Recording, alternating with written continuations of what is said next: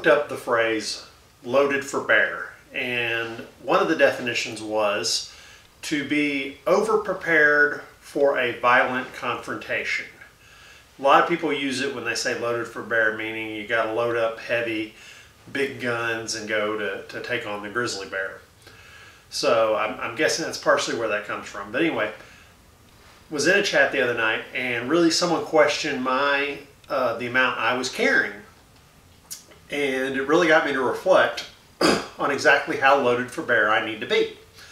Now, this individual said that they had witnessed a riot once and therefore wanted as many rounds as humanly possible on them that they could reasonably carry, which I accept. If I had lived in an area and saw riots, that might make sense to me too due to that experience.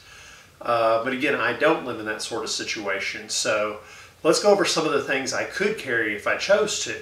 So first off, I have a concealed carry license, so I can carry anything that is legally a pistol. So this right here is a AR pistol. I could wear a trench coat, put the strap over my shoulder, and carry this around under my trench coat as a pistol if I chose to, as long as nobody could tell I was carrying it. But even though this would give me 30 rounds in a magazine, extremely stable and accurate, this would still be quite uncomfortable for me to carry. This would be major overkill for my daily carry weapon. But legally I could carry this if I wanted to. Now, if I knew I was going to a firefight, I probably would take something similar to this. But knowing that I'm just going to the grocery store probably to get some eggs, I don't think I need something this big or this many rounds. So, what else could I carry? Well, you know, we call this loaded for bear. Sometimes I carry my bear gun, 44 Magnum, Dirty Harry. Okay, this is a heavy gun. This shoots a 44 Magnum. This only has 6 rounds, but they're extremely powerful. The problem is this is not good for people. I mean, don't get me wrong, it'll take people down, no problem, but it goes through them and keeps going. So this doesn't really have the round count, and it's quite heavy, so this is a bit overpowered. Now, for hunting wild hogs and being in bear country, this is a great option. This is what you need to stop wild animals, but it's a little too powerful, a little too heavy for people, in my opinion. All right, so what else? Well, I got my Glock. Now, I got rid of my Glock 21, but this is a Glock 30, and I can put the bigger magazine into it.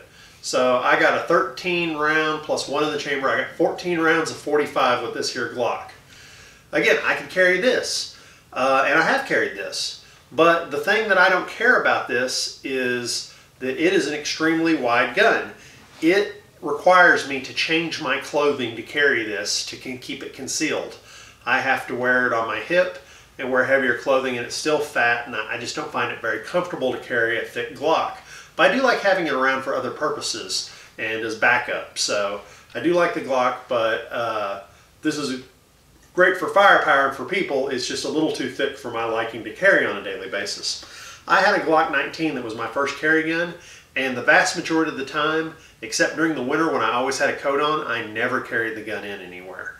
I always left the gun in my car and never carried it inside any store I went into, unless it was wintertime and I was wearing a coat. So when I was first carrying, I didn't carry my Glock 24/7, 7 days a week, or, you know, when I was out of work.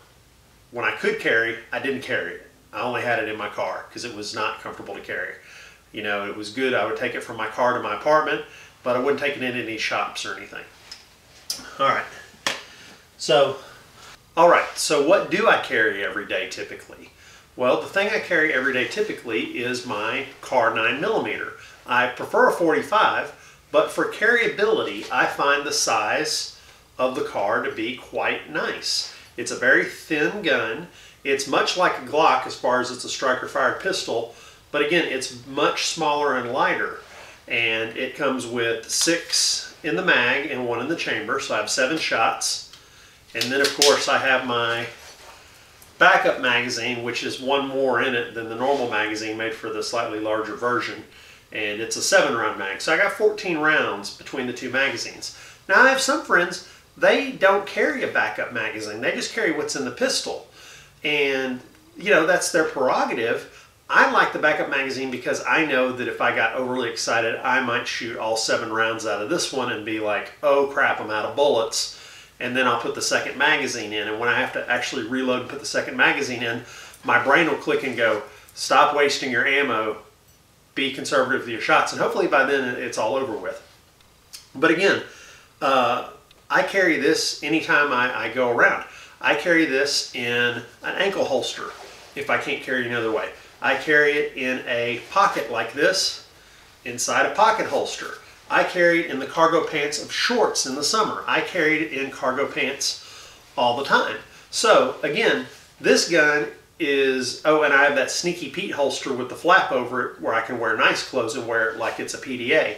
So I have more ways to carry this gun than any other gun I have because of its size, because it's a single stack 9mm.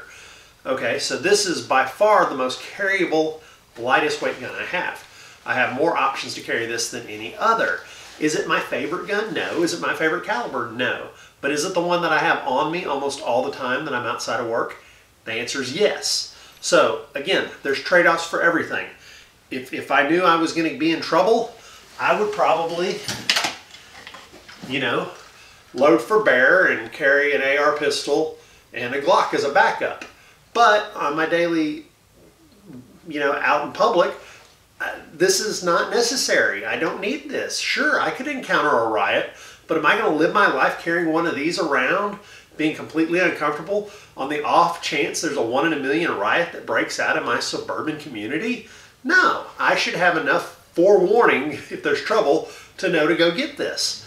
But on a daily carry basis, if somebody jumps me in a parking lot, I do have to carry something to protect myself. And that's why I always like having the car on me, because it's on me, and the gun you have on you is better than the gun that's in your car always.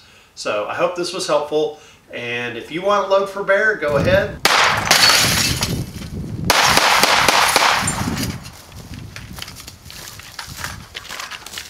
Meep, meep.